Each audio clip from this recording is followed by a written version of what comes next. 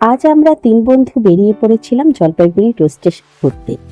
বাইরে তখন প্রচন্ড গরম, রাস্তায় হাঁটতেই ঘামে একেবারে নাজেহাল অবস্থা।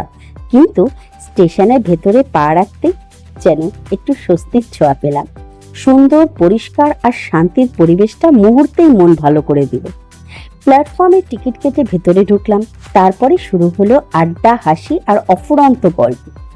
বন্ধুরা মিলে কাটানো এই ছোট ছোট মুহূর্তগুলোই তো একদিন সবচেয়ে বড় স্মৃতি হয়ে যায়।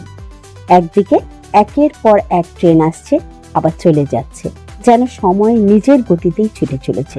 তারপর অবশ্যই এক কাপ গরম চা, কারণ জব মিল बैठेंगे 3 यार चाय पे होगी दिल की बात।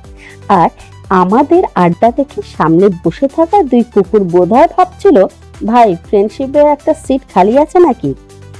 ঠিক তখনই চোখে পড়লো এমন এক দৃশ্য যা হয়তো কোনোদিন ভুলতে পারবো না।